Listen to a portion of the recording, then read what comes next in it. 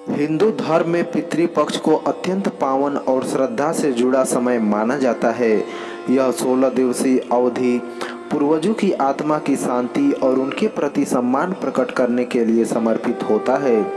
मान्यता है कि इस समय पितरों का धरती पर आगमन होता है और वे अपने वंशजों से तर्पण, पिंडदान और श्राद्ध की अपेक्षा रखते हैं। इन कर्मों से पितृ प्रसन्न होते हैं, जिससे पितृदोष से मुक्ति और परिवार में सुख शांति व समृद्धि की प्राप्ति होती है। पितृपक्ष हर साल अश्विन मास के कृष्ण पक्ष में आरंभ होता है और अमावस्या तिथि तक चलता है। यह काल धार्मिक रूप से इतना महत्वपूर्ण है कि लोग विशेष नियमों का पालन करते हुए श्राद्ध कर्म करते हैं।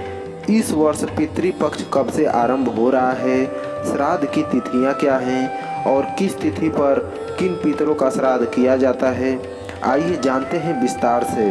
कब से शुरू हो रहा है पितृपक्ष? पितृपक्ष 2025 की शुरुआत 7 सितंबर रविवार से हो रही है।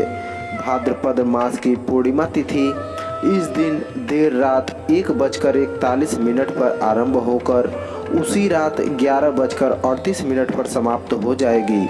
इसी के साथ श्राद्ध पक्ष की विधिवत शुरुआत मानी जाएगी।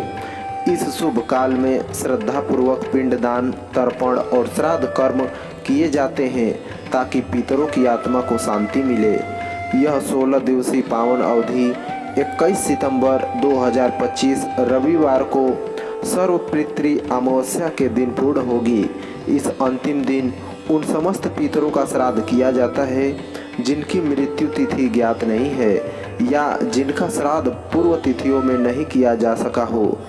पितृपक्ष में किन बातों का रखें ध्यान? नंबर 1, पितृपक्ष के दिनों में केवल शुद्ध शाकाहारी और सात्विक भोजन करना चाहिए।